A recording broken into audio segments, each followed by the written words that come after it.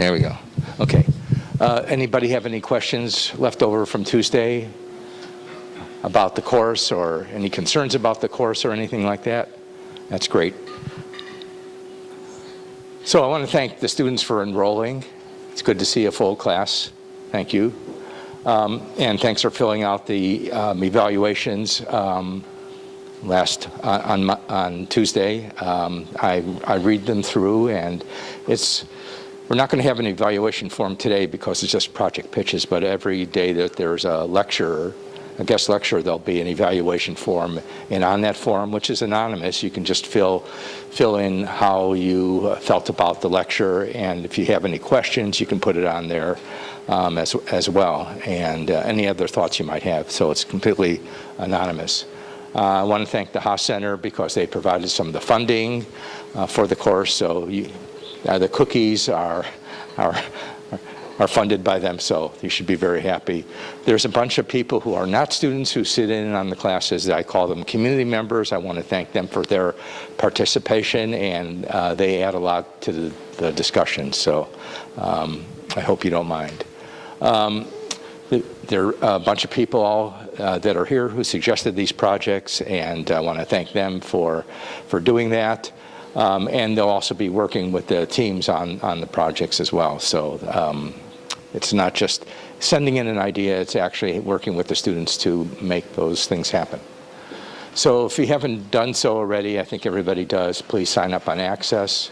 I want to tell you that, during the last couple months, people have signed in. I've had too many students. I have had a wait list and stuff like that. But believe it or not, through all that mess, there's only one student on the wait list now after having a high of 15. So it all worked out in the end. So that's great. You know about the attendance form. It's important that you sign in because that's how I count that you're here. You want to make sure your participation counts for something, so please do that every class session. If you haven't done it already, you can come up during the break and sign in. Okay? So important document for you that I handed out on Tuesday is this candidate team projects. It had a description of all the projects that are going to be pitched today, so I hope you had a chance to read through those, and maybe you can read through that while the project is being pitched as well, so you get an idea of what these projects are. Okay, and important to note that if you go to this web page, there are links associated with each project. It didn't make sense to put them in the printed handout. It made more sense to put them on the web page. So check those out as well. There's a handout here for people working on team projects. It's a way for you to select the projects that are most interesting to you. If you don't have one, if you're working on a team project and don't have one, come up during the break to pick one up. It's very important. I'll go through that a little bit more. So next Tuesday is the start of our guest lectures. Our first guest lecturer, again, will be Gail Curtis, who worked with me at the VA. He's going to be talking about a really important element in the design process, which is need finding and specifically interviewing users. The first thing you have to do is understand the problem, and you do that first by talking to the person who experiences it. The person who suggested the project. So that's a very important task for you. And there'll be an exercise so you'll know how to do that. Okay?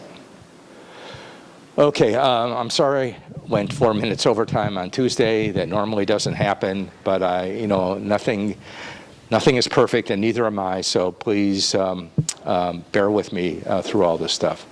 A couple people asked me about the lecture schedule and the syllabus. They're all on the course website. Everything is done on the course website. I don't use Canvas at all.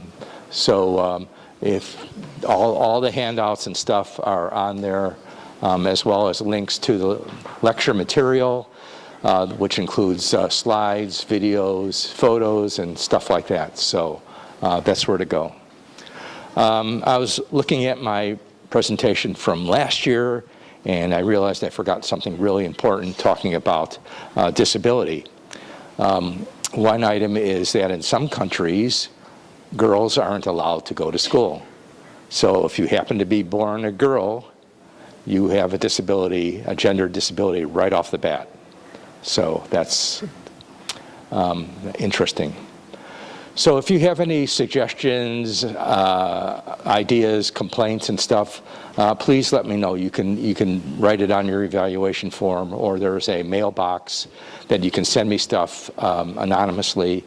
The worst thing is that you have something that bothers you and you don't tell me about it. I can't fix it, and I hear about it for the first time at the end of the term when you're doing your online evaluations. If there's something I can change, I'll be happy to consider it. So please let me know about anything that bothers you. Like, first of all, how many people are too warm? Because I can get that fixed as well. Is it okay? All right. Because one year it was really cold, so anyway. And I also forgot what about Bono's disability. Well, he has glaucoma, and his eyes are very sensitive to light, so he wears the sunglasses all the time. Okay, so here's what's going to happen today. I'm going to introduce you to 4 people who you can use as a team resource, who are knowledgeable in various ways and can help you with your project. Next, we're going to have an overview of PRL. We're going to have a break, and then go through team formation. There'll be the project pitches, and at the end, there'll be time for you to talk to the people who pitch projects that you might want to work on. So take that opportunity to talk to them, ask them questions. They'll be around the classroom. Okay. So these are people that I've worked with in one way or another. Debbie Kenny I worked with at the VA. Doug Schwant. Debbie is an OT. Doug Schwant is a mechanical design engineer. Jules Sherman actually took the class about 5 or 6 years ago. And Gary Burke is right there. So I thank them for helping out in the course.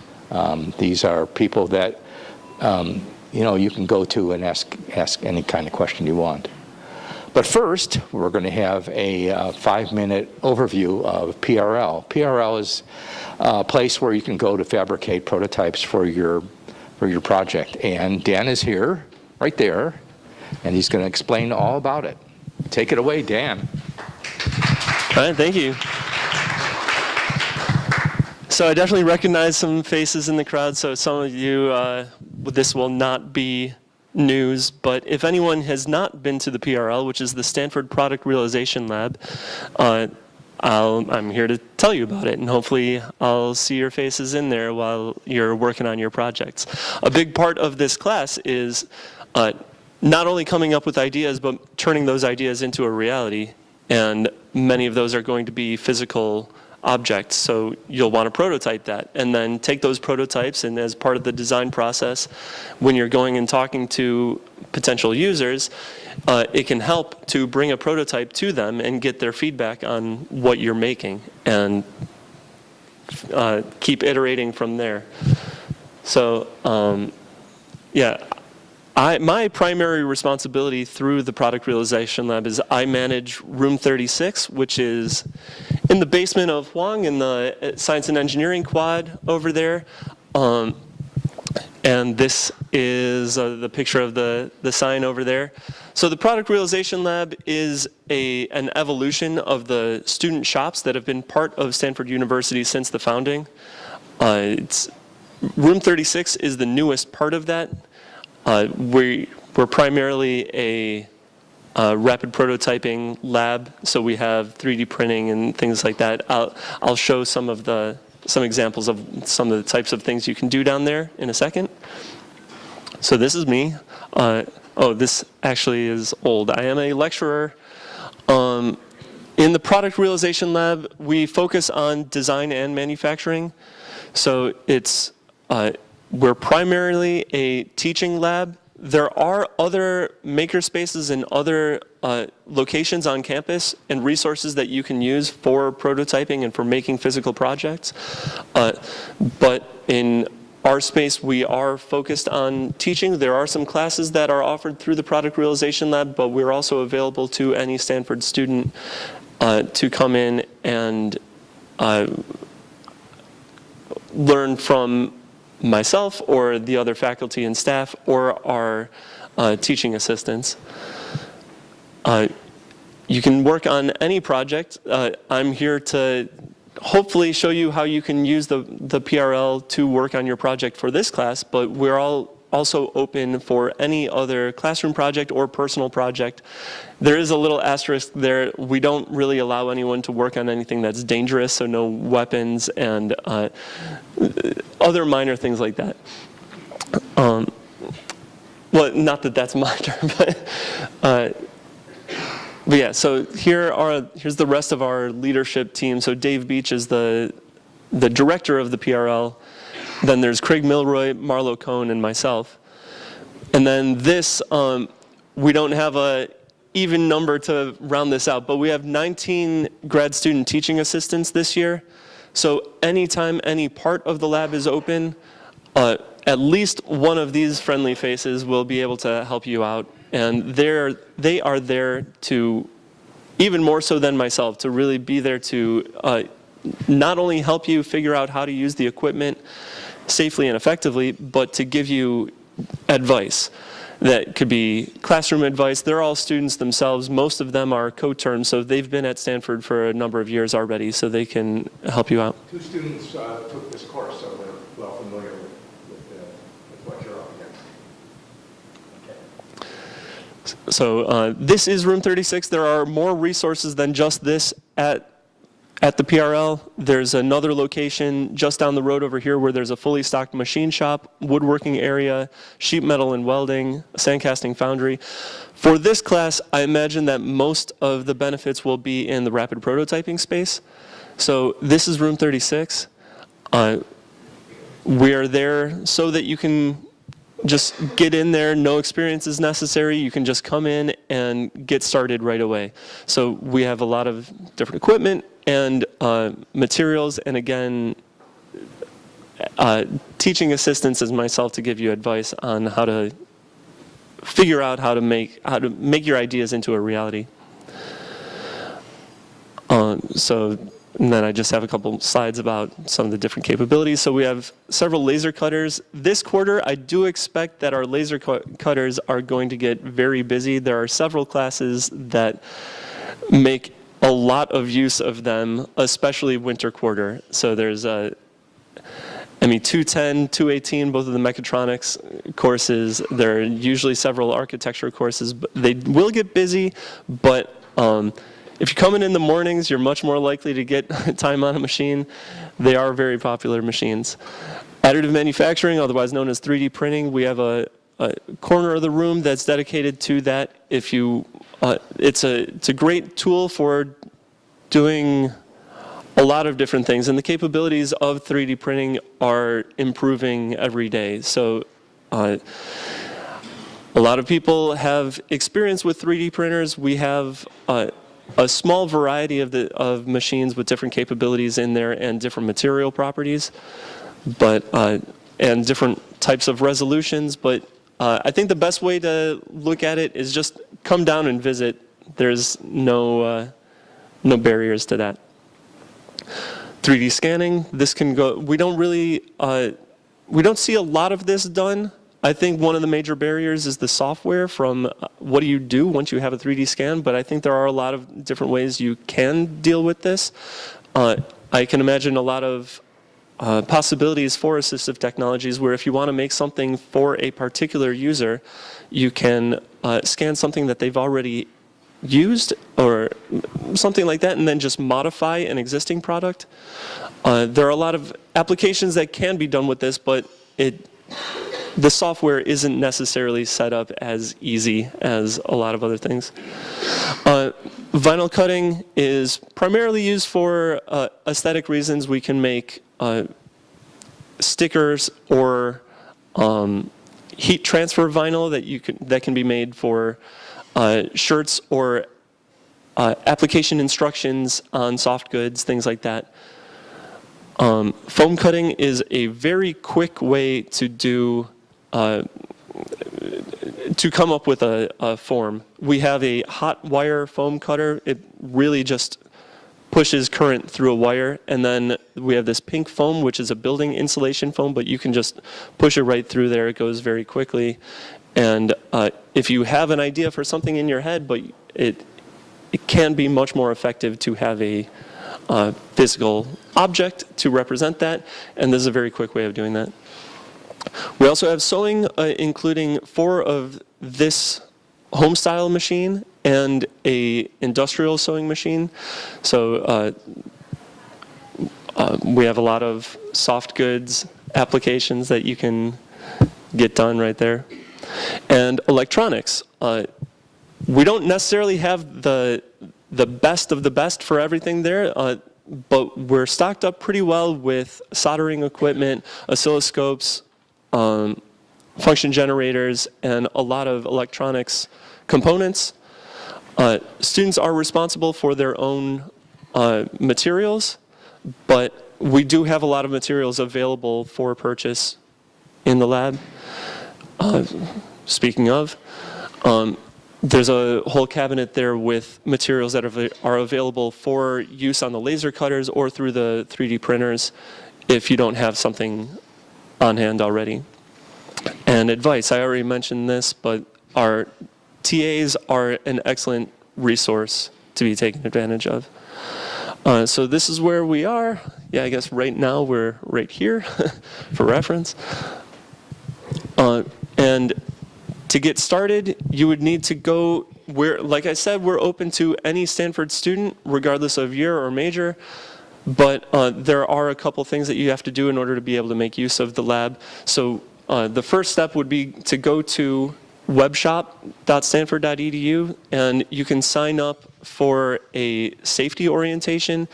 In order to be able to use the lab, our agreement with the Environmental Health and Safety Office on campus is that we want to make sure that everyone is using the equipment and the space safely. So you have to go through a safety orientation every academic year. That's about 75 minutes long, and it'll walk you through all the areas of the lab. And then we have and then you will need to purchase a lab pass.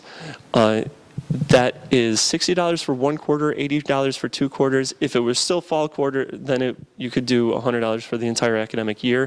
And that does cover room 36 as well as the main, the other areas that I was mentioning.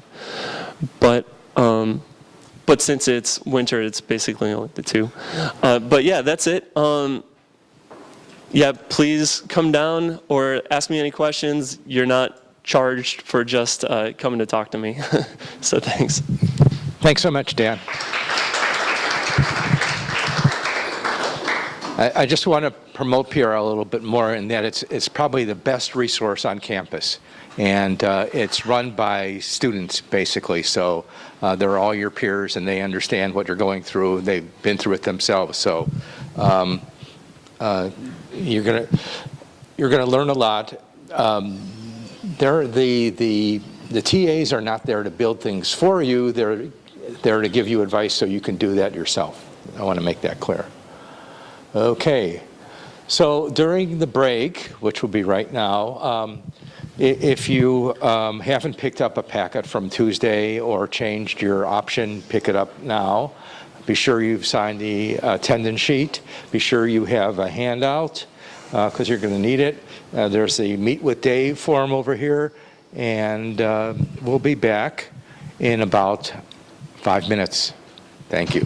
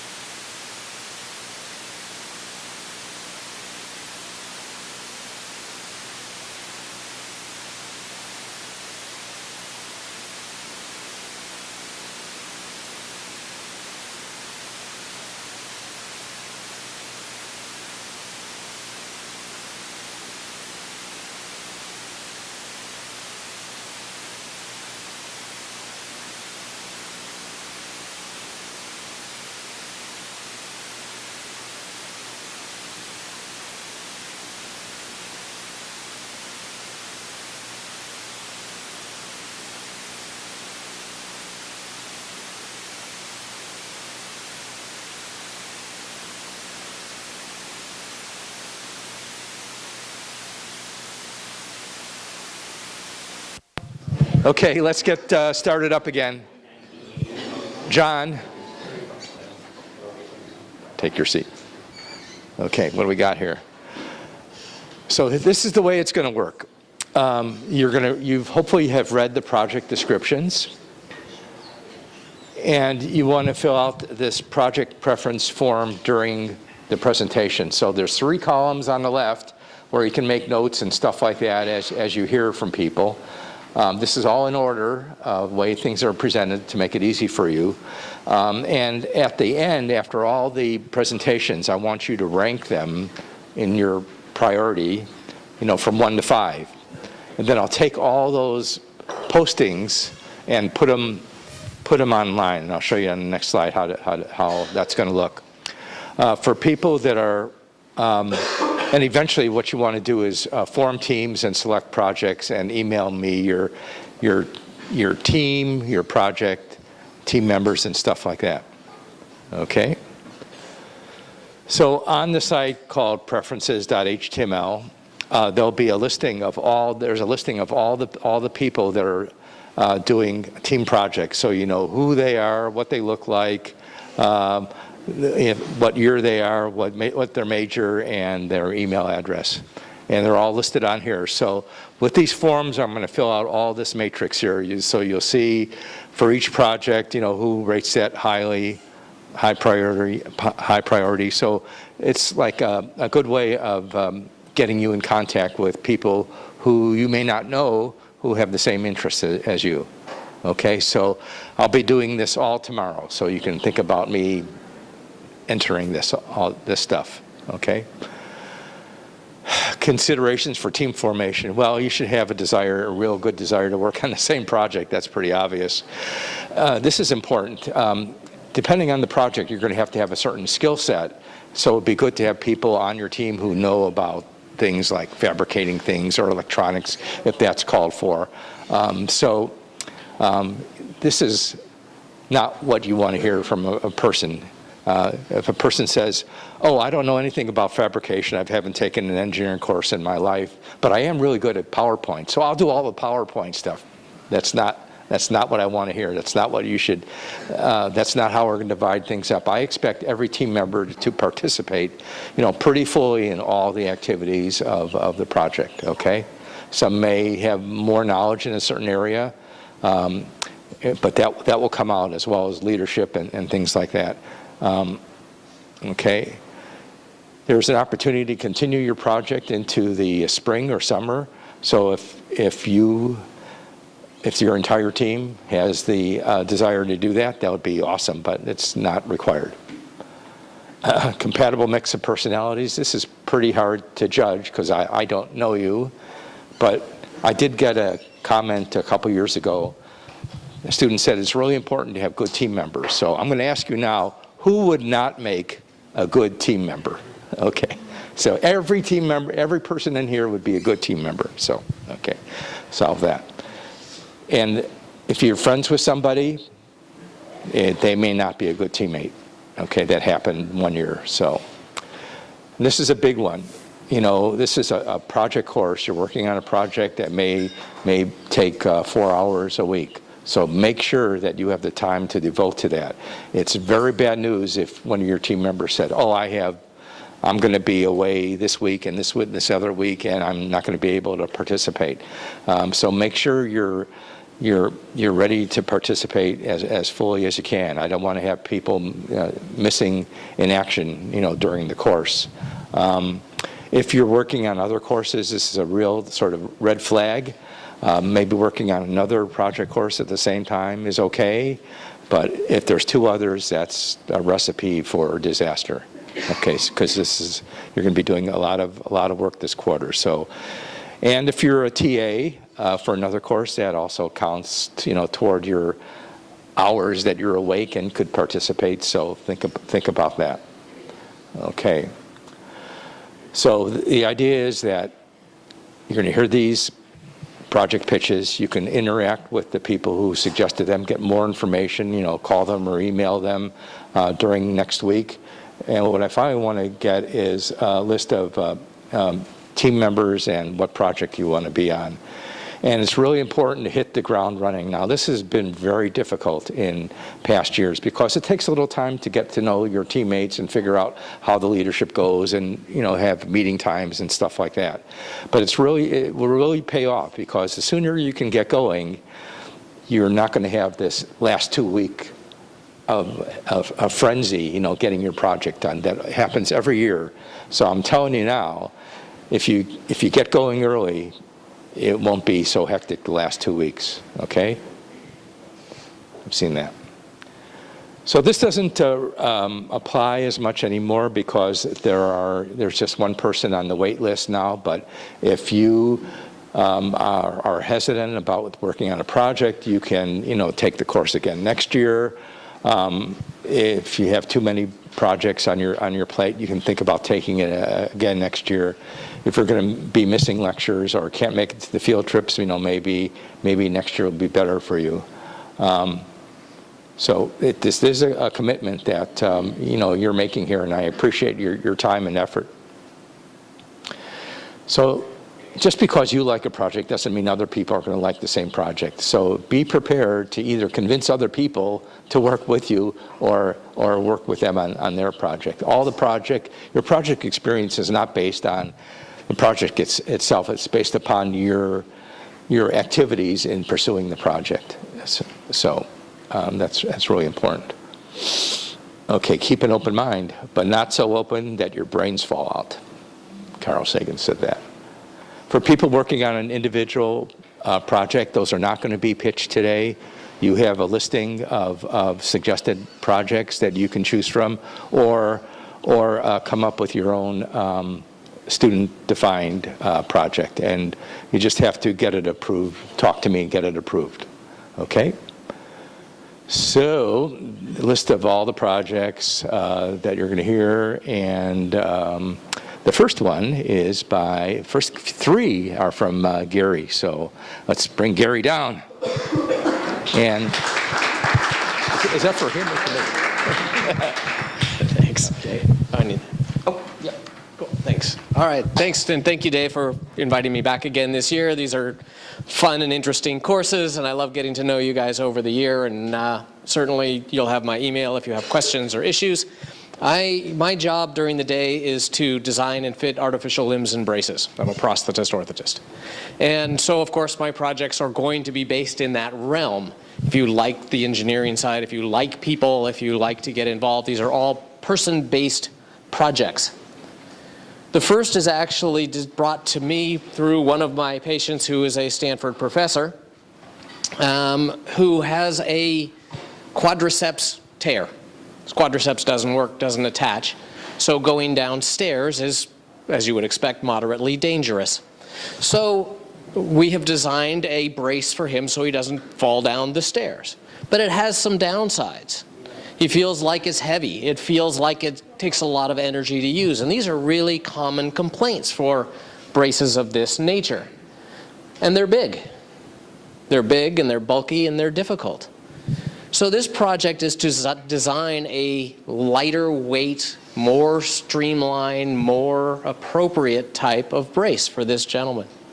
Now this is things we struggle with, so it's not a simple project, but certainly a little bit of creativity and a little bit of material science and a little bit of biomechanics and energy consumption is going to be part of this. So it'd be kind of an interesting and fun project. The next one, or the next two, really deal with artificial limbs and prostheses, people with limb loss, mainly upper extremity. There are a couple ways that prostheses work. There are electronic devices and there are what we call body-powered devices. And the body-powered devices work by using the muscles in your body, moving your arms in order to pull on the cable, which you can see there, which opens and closes the hand. Extremely efficient, extremely lightweight, but again, people don't really like to wear this stuff. So is there a way that we can incorporate a motor or a servo or a different mechanism of pulling that cable that would take less body motion or less cumbersome or less strapping or less something in order to open and close that terminal device so someone can grab and eat and do the things that they need to do. So this is a little bit more of the mechanical side, a little more of the electronic side for those of you like that sort of thing.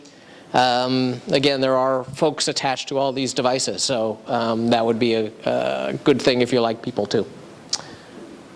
And then the third project is one we've had for a couple of years, and this presents some interesting challenges. One of the problems with all of our electronic hands that are out there, this high-tech stuff that's really cool, is that you can't feel. You lose any sense of sensation. You don't know how much pressure you're putting on your cracker so that it breaks, or something maybe more expensive. So can we design something that is tolerable by people that allows them to get a sense of how much pressure is going on at the hand that they can actually sense and feel so that they don't crush the item that they're trying to pick up and use? So, and we can't use, and that's just one of the terminal devices that we use for electronics, but it's interesting, right? How do you get sensation back so that it means something to someone? That's a tough problem, but fun. So those are my projects for this year. I hope that some of you will think about it, pick them up. I may have to leave before the end of class. I have another student meeting, but certainly my email is available, so feel free to ask. That should give you plenty of time prior to due date. So with that, I will turn it over. Thank you very much. Thanks, Gary.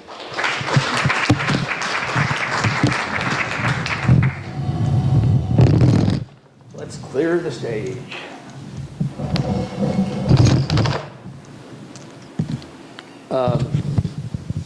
Next, I want to present Abby and Nathan.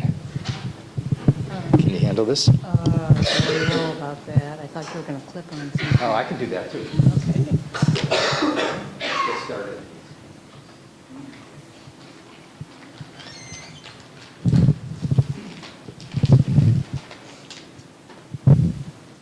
Okay. This one.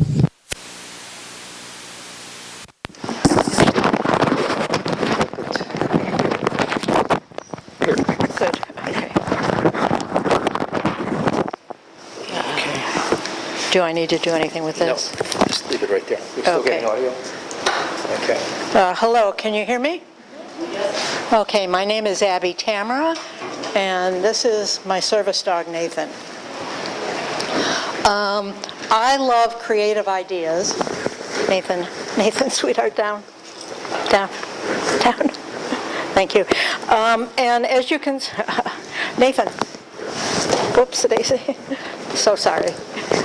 Yeah, he is smelling something. Just a second. Okay. As you can see, this wheelchair was made with wonderful creative ideas. This model is 1 year old. I've had it since this summer. And I'm pretty active senior. Sure. It's okay. And quite independent. Oh my goodness. Clip it. Here. Okay. Great. So everywhere I go, I speak at conventions, I'm social, I go out in the evenings, I walk Nathan in the morning and the evenings. Everywhere I go, this is how I look. And whatever biases people have about individuals with wheelchairs, that's what they see when they see me. And so I would like you to come up with some wonderful ideas on how my look might be different if I'm hiking or if I'm at a very dressed up event. Second of all, Nathan, heel. I walk Nathan in the morning and I walk him as I will be doing to go back to my car, across the street, across the parking lot to get to my van. Lighting, huge problem. I don't have adequate lighting to show how I can get somewhere. How can you illuminate my wheelchair so that we're safe? This is a wide footprint. The wheel itself is a small footprint, but when you consider a 60-pound lab, we are quite a wide item. So illumination, a tremendous problem for me. The other thing, I go to grocery stores I want to be independent. I want to pick my own groceries and go through the aisles and pay for myself. Nathan, come here. Not sure what's on the floor. But how do I do it in a wheelchair like this? What design can help me so that I don't have to depend on anybody else? I'm independent. That's a huge problem for me. So with Nathan, to get into elevators, Nathan Front, he has to go in before me so that I can keep the door open, get in without it closing so that we're on either side of it. So Nathan, heel. I have to have him on this side when I'm walking, plus I'm operating the chair with this hand, the speed with this hand. This is very difficult controlling my dog. And service dogs and wheelchair users are becoming more and more prominent. Nathan, back. So Nathan, back. When we're, I'm so sorry, but whatever it is, when we go into grocery stores and there's things in the aisles because they like to put things wherever space they can find. It's like a maze, me going through things. So he's got to be behind me, traveling with me on the side, in front of me, and even side Nathan. On this side, for Nathan, leave it for some things. Nathan, side. So what way can you come up with for me to deal with this leash while I'm doing all this movement? Most wheelchairs in my organization, they attach a flexi to the wheelchair. With this wheelchair, that's not possible. So what ideas so that with my hands, I don't have to be working all this with my dog? The next problem I have, Nathan, here, is that I do have some limited walking ability. And when I do, I hold on to my dog's harness for balance and support. But his harness goes on with buckles that pinch, and I have arthritis in my hands, wrists and thumbs, so that's painful for me. Is there something that you can, also he has a gentle leader on him so that I can direct the head rather than the neck so that it doesn't hurt his neck, but that is another pinch. What kind of idea can you come up with that this 5-pound harness will be stable on his body and help me? So creativity. You are all the future designers of all this wonderful, accessible things for myself and others. So please come up with some ideas to help me. Thank you, Abby. Let me get your microphone. Okay.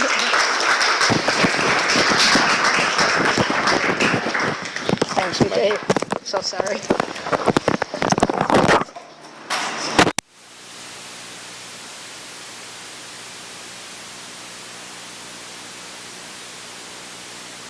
Next, we have June Fisher.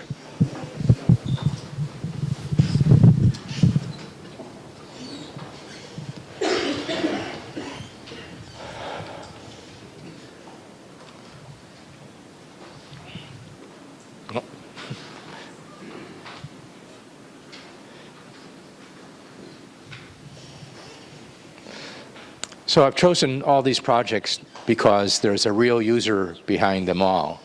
It doesn't make a whole lot of sense to work on a project for an imaginary person. Okay. Because you're going to, what you build will satisfy that imaginary user. So it's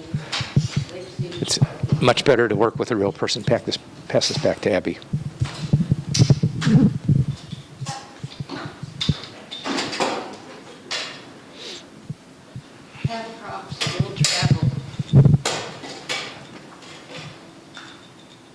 Can you hold the mic, or should I get the clip-on microphone? I can probably hold the Okay. mic.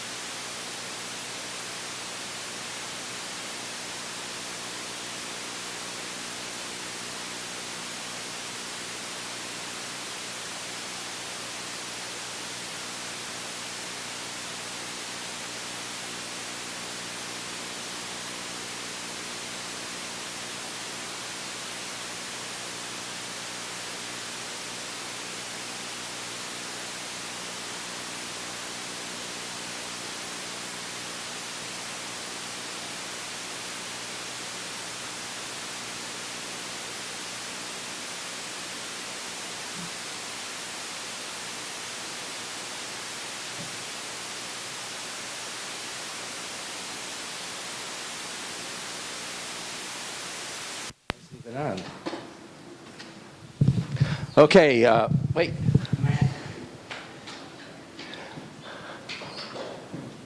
Next, we have a couple projects by Tony. Come on up, Tony. You want to pin me? Oh, okay.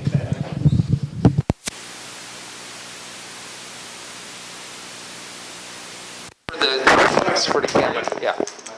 Okay. Jeez. That's right in here. Go ahead. Okay. All right. Cool. My name is Tony DeSilva, and I am a product designer. Wouldn't you know? For many years. It's forward. Gotcha. So I'm kind of in a related field that you guys are studying for. I do apps and websites, but it's still a lot of the same. Find the problem, make a persona, know your customer, solve the problem, make prototypes, test, all that kind of thing. I've been doing that for about 10 years. Okay, so my first project is, well, I carry stuff with me, right? My laptop, it's in my backpack right here. I put my wallet in there. Am I supposed to be, where am I? That's your first slide. Okay. You can advance it. There we go. All right.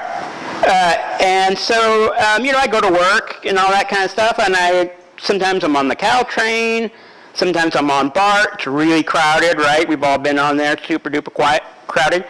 As you can see in my bag right here, it's pretty hard for me to get to. It's behind me, right? I got to twist around. My arms are pretty short, right? I'm a short guy. Stuff falls down to the bottom, can't get to it. Then I got to take my whole backpack off and dig around in there. It's okay if you're only doing it for, once when I get to work and stuff like that. But, my wallet, my phone, I want to get maybe 10 or 20 times in a day. It's a pain in the butt. So I need to solve for that. I need you guys to solve that problem for me. I have a few ideas, but that's not my job to tell you that. You can make suggestions. Oh, okay. I don't want to, ruin it. So that's project number one. I wrote this stuff down. I don't want to go through slide by slide, but you can reference it. This is in here. It's all, you guys should already have the stuff. Okay, so now the more challenging, the first one is actually something that I really do need. It's a practical need, right? The second one is also something that I need to have done. It's going to be totally difficult. But if you could solve this problem, you would be solving a big problem for people in manual wheelchairs. And it's practical, too. Yeah, you could sell it. So, camber. Yeah, as you notice, my wheels, they tilt out in the back. It's great. Tilt is great for outdoors, right? Like, when I go to the city, I'm cruising down Market Street in San Francisco, and I go down a curb cut, because I'm crazy like that, across streets, and I'm going down just like a bicycle person would. Those curb cuts, they're uneven. Sometimes I go off kittywampus, and, it's like kind of like riding a skateboard almost. So you need balance. You need stability. I've wiped out a few times. But also, living here in the Bay Area, a lot of the houses are old, right? Built before the 1980s. And so doorways are narrow. Well, there has been so many doorways that I cannot quite get in. It's like a half inch or an inch. I'm an inch too wide. What do? I have to hop out of my wheelchair, go to the bathroom, right? Go to a friend's house. What do? Got to park my chair outside, hop out of my wheelchair, scoot along the nasty bathroom floor, do my business, scoot back, get back in my wheelchair. It's awful. So if there's some way that you could make it so the wheels, I could easily go from straight to out. Ideally, while still remaining in my chair. Now, if I can put this down for a second. I can do, right? So I can, I can bounce, I can shove something in, I can twist, and I can get out of my chair. It would be nice if I didn't have to, though. Those are my 2 projects.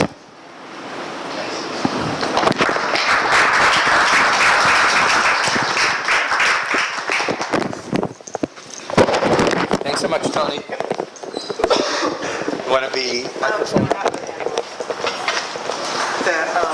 That one. No.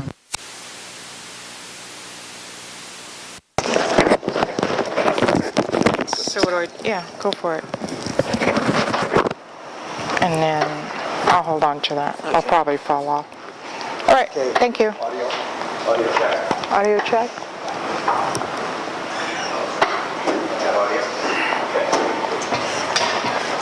Whoa. So raise your hand if you are the student in this classroom. Raise them. I want to know who I'm pitching to. I just feel... Anyways, my name is Fernanda, and I feel like I'm in Shark Tank right now. You guys are all kind of checking to see what this is all about, and every time I pitch in this class, it's probably my 5th year now, I still get very nervous. I still do. But in the 5 years that I've been doing this, I've also realized that my life has gotten busier.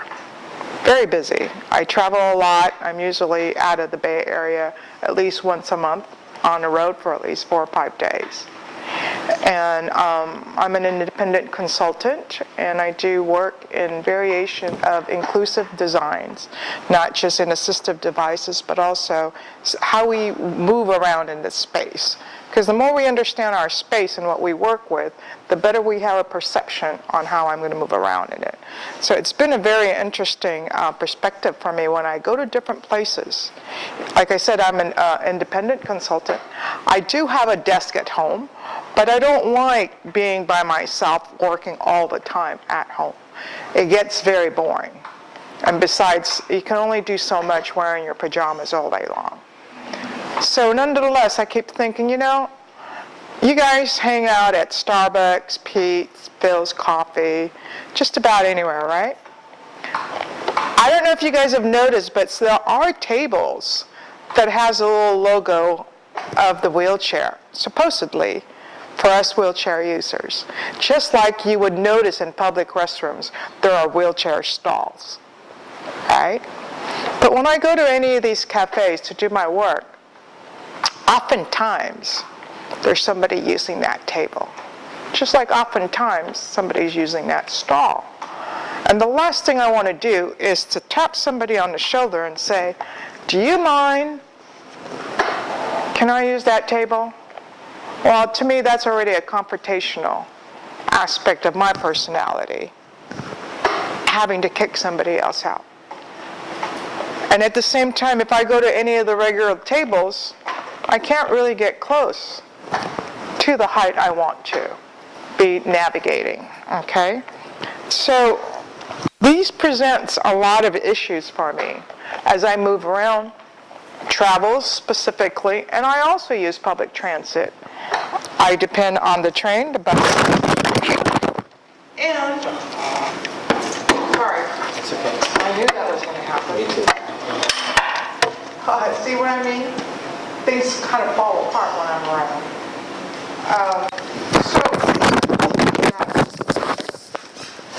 When I'm having challenges, trying to fit myself in any of these public places, oftentimes it's met with, I'll hold on to that. Either somebody, I'm kicking out somebody, or I'll just put it there.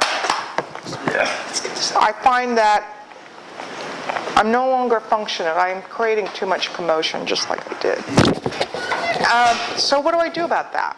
What do I do about that? I'm just going to give you an idea about what I want for my workstation. This is a regular chopping board, right? I use this at home a lot. And when I do, it serves the purpose of at least putting my laptop here. But I'm not going to go shopping around for a chopping board just to streamline it. Okay, so these are the issues that I'm working on as far as space is concerned. I also want to look at my laptop, my workstation to travel with me. Now, this traveling aspect means I can open up, fold it up, whatever, wherever I'm going to be. It's got to fit in my tote bag because us girls, we have different tote bags in different colors that, must complement what we're wearing. So I'm not a backpack user because I'm not very good about reaching behind me. And when that happens, I usually ask somebody to undo it for me. So I'm trying to remove that dependency and assistance. I want to be compact. I want to be functional. I want to be not only working in a station, but I also want to be having that a public appeal. That I'm not disturbing, I'm just like everybody else doing what we want to do along with it. So this project is also something that I'd like to carry on beyond just the disability aspect of it. Because I also noticed that in public spaces, we carry a lot of stuff. For me to carry a lot of stuff is another planning for the rest of my day.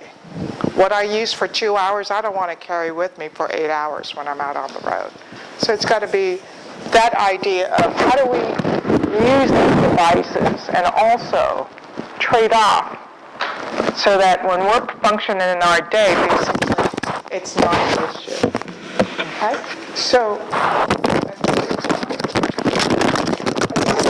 think about these trade-offs.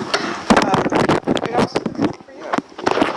So let's think about the challenges of having a workstation that is also not only functional, it's also streamlined, it has an appeal, and move forward with it. So think about it. Let me know what you think, and I hope you pick me. Thank you. Thank you.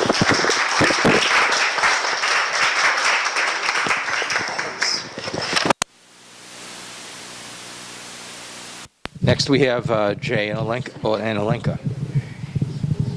Up here.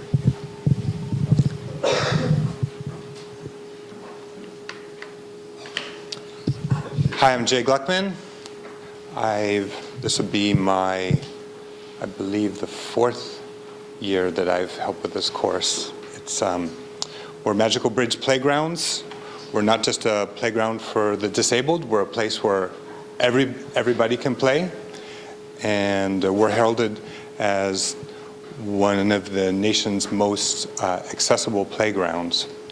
Our projects are pretty open-ended. At our playground, it might surprise you, but pretty much every discipline of engineering is represented, from mechanical to electrical. There's even software that's particular for some of our electrical play components. And what else did I want to say? And I'm leading a project at Magical Bridge Playgrounds called Visual Magic, which we're kind of at the forefront of thinking about how playgrounds could be accessible for the visually impaired. I'll tell you a little bit more about that. But actually, that work kind of developed out of student projects that happened in this course. But I want to turn it over to Alenka Villarreal, who is the founder of Magical Bridge Playground and the co-founder of Magical Bridge Foundation. Hi, everybody. Has anybody been to the Magical Bridge Playground in Palo Alto besides those that went on the field trip, and you'll go with us in February? So quickly, thank you, Jay. You know what astounds me is I came from Silicon Valley, like many of you, and will be doing, and I did not expect to be in this design space and designing playgrounds. But my second daughter, Ava, was born with disability, so now I am in this largest minority group that we have in the United States, which is the people with disabilities, right? 1 in 5 individuals has has a visible or invisible disability. So we are not a fringe group, and I propose that this class may be the most significant class you may take while you're at Stanford, because this group is severely underrepresented in many aspects of life. And we will talk about the Magical Bridge, but I just wanted to take a moment to say that we are now in the forefront of designing playgrounds for all abilities and all ages.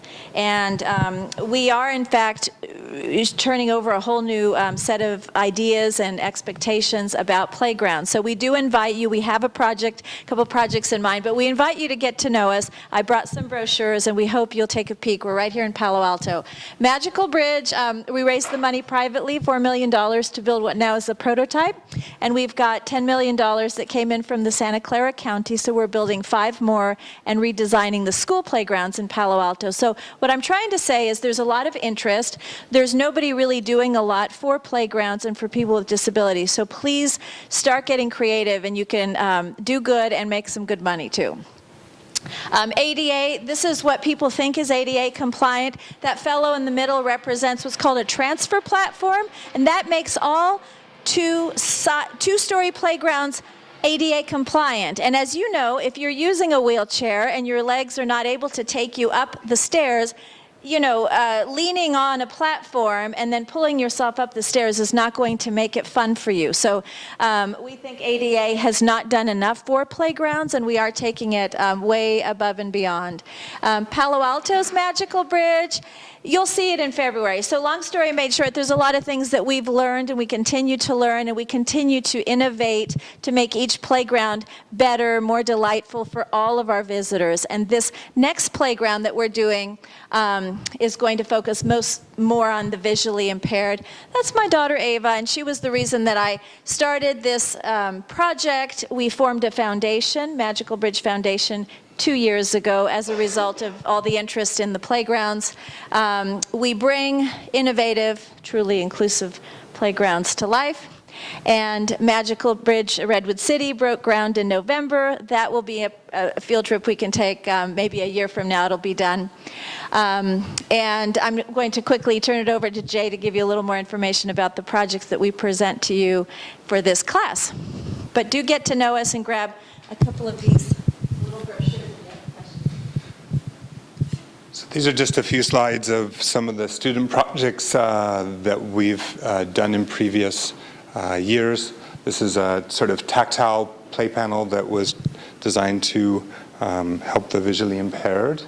And this also was another project related to the visually impaired. This was a scale model. So a lot of the R structures, some of them wouldn't even fit in this room. So you can build a scale model for your prototypes. And hopefully our projects are a lot of fun. It's great fun building and designing things for the playground. We look forward to working with some of you this quarter. Thank you.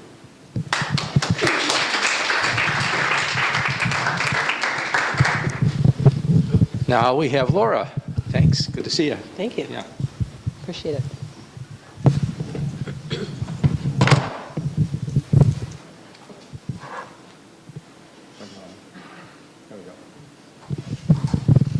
So how many people in this room have a relationship with a retired person? Could be a grandparent, could be a neighbor. Excellent. How many of them talk regularly about wanting to move into assisted living? No hands? How many of them actually talk about wanting to stay in their own homes as long as possible? I would think so. Most of us do want to stay in our own homes. I'd like to introduce myself. I'm Laura McIntosh. I'm CEO of a company called Empower You. Our mission is to help high medical risk people stay in their own homes as long as possible by providing a private kind of oversight for those people so that we can detect when problems happen. This is Molly. She's one of my test users. She's 84 years old. She lives in Mountain View in a 2-story townhouse by herself, and she has diabetes. One of Molly's friends fell and was on the floor for 2 days. We've all heard those stories. In this case, the person was found and survived that experience, but she is now disabled and she will never return home. Molly is afraid that if she falls on her stairs with her diabetes, she won't survive that kind of a weight. She has a personal emergency button, but she's very afraid that she won't have it on her, or she could fall on it, or she could have a stroke, and the first thing that she thinks about is not pushing a button. So she wants an independent system that will call out for her for help if there's a disabling fall. So the problem is literally determining when a quiet period in the home is because of a fall or because grandma's out having good fun where she should be, out with her buddies, right? And in one case, it's a call for help, that quiet. In the other case, it's a false alarm. And my company is not going to be around for very long if we have a bunch of false alarms. So what are the opportunities here? We could have a camera who's watching grandma at all times, but most people are not interested in being watched by a camera. We could have geofencing and GPS tracking with a cell phone, but most older people, particularly in rural areas or in lower income, they don't have cell phones. And quite often, like my mom, it's sat in a drawer uncharged. No good. The next opportunity are the personal emergency buttons. But we all know from Fitbits and some of the other wearables that there's only 10 to 15% of people who will have one of these wearable devices and wear it consistently for longer than a couple of months. It ends up in the drawer. It's not a long-term solution for most people. The last thing we have is door sensors that will tell you when somebody is opening and closing a door.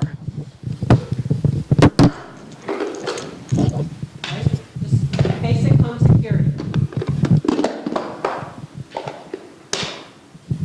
Thank you. So what we need is a new idea. That new idea has to tell us the direction of travel. If somebody is opening and closing a door, is that because they're coming in or they're going out, or they do both in the same open and door? It needs to be passive monitoring. We're not interested in wearable devices, and you shouldn't be asking somebody to carry something or to perform an activity like pushing a button, because they'll forget. It needs to have a small visual footprint.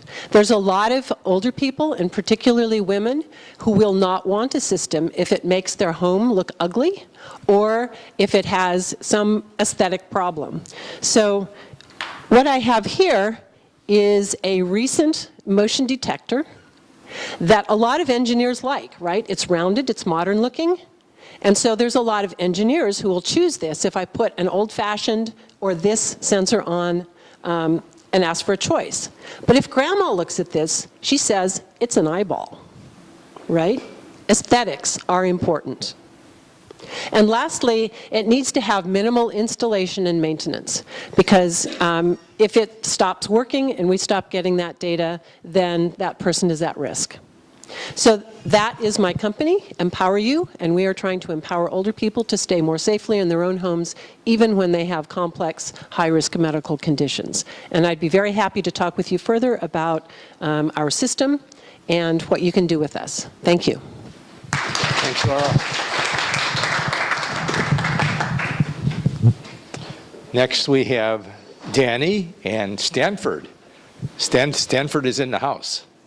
Here you go. I know, it's just such a wonderful name. My parents were broken-hearted that I didn't attend here. I ended up going to Cal instead. Got here. Okay, where is that? What's that on the right-hand side?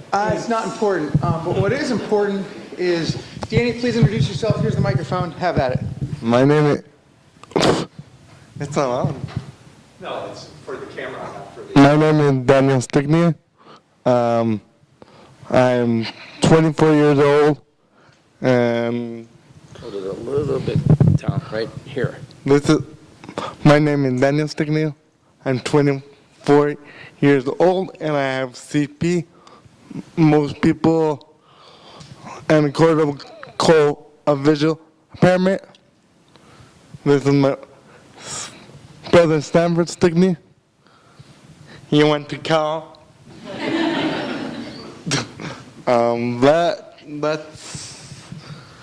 So the pitch I did basically is we can attach a paintbrush on my wheelchair. I love to make painting, jewelry, pottery, and art. Yeah, so. So because Daniel has a peripheral vision impairment, what that means is that Daniel's vision changes sporadically. It's like a light switch that goes on and off. And because of the cerebral palsy, Danny has dexterity challenges. And so these are suggestions that Daniel either has done or would like to do. And so for example, painting. Danny loves painting and giving those as gifts. And we'll do it together, and he'll say, give me yellow and blue. But wouldn't it be wonderful and so meaningful if Daniel could paint independently? And either there's a device that recognizes and through voice recognition will say this is blue or this is orange. Some way that Daniel can paint by himself. And that holds true with jewelry. Daniel loves to do bracelets, but if you remember ever doing jewelry, the string's very small, and if you have dexterity challenges, it's very hard, and then you need someone to assist you. And the whole object of this exercise, and why Danny's here, and why I'm here to support him, is for independence, to create a technology that Daniel can do by himself, and he can make gifts or whatever he'd like, but he has the ability to do it. And we would love to support you in any way possible. We live in Los Gatos. We'll pick you up for home-cooked meals. You can come check out and hang out and see what Danny's doing. Observe his home life. Observe how he interacts with art or other technologies that he uses. And come up with your own ideas to facilitate Daniel so he can have independence. Thank you for your time and consideration.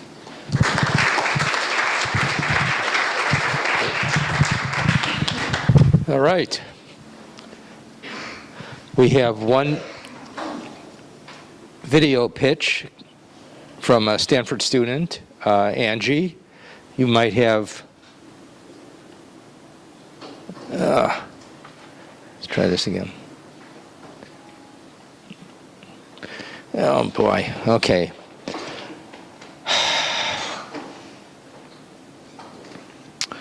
I'm going to have to quit this in order to get back to Stanford Wi-Fi kicked me off, apparently. Okay.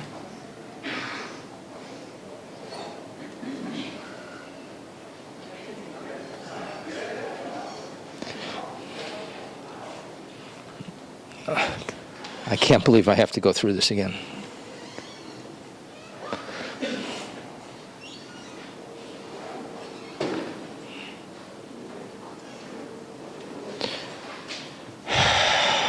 I'm sorry.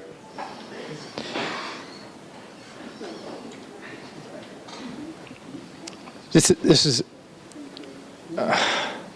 why didn't I have a link to this all ready to go? David, the video online, perhaps you could look at it.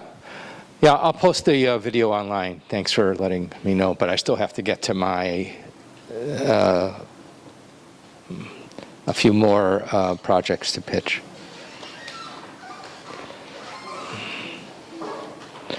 Well, let me go through them from memory. So Angie's project is an elbow lifter. She's in a wheelchair and... What? Forward it to your slides. Oh yeah, you can do that.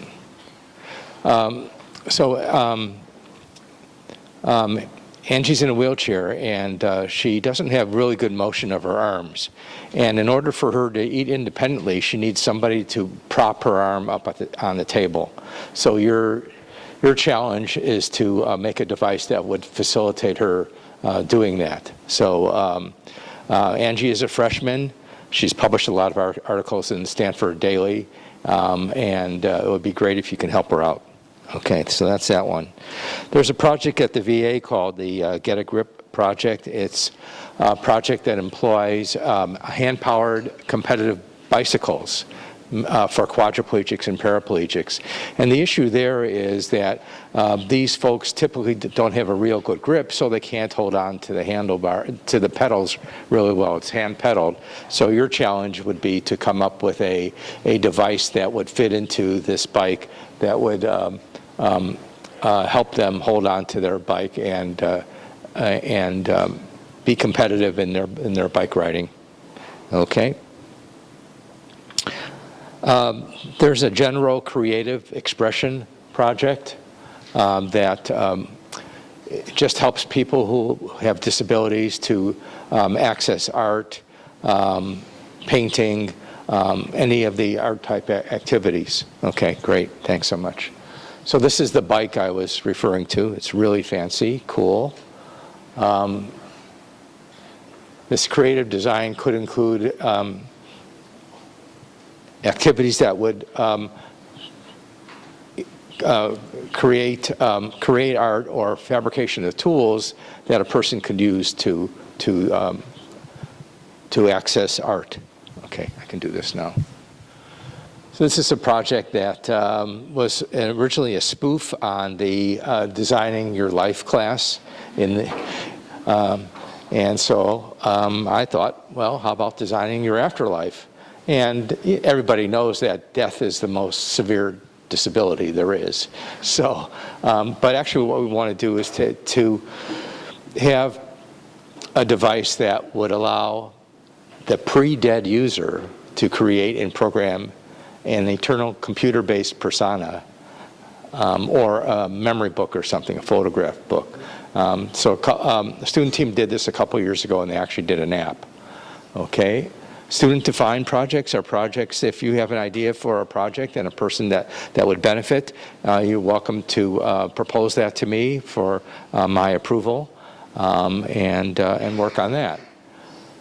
Here's an example of an independent individual project that is for folks working for one unit. This is Aurora is a woman living, a kid living up in the Sacramento area. She has cerebral palsy.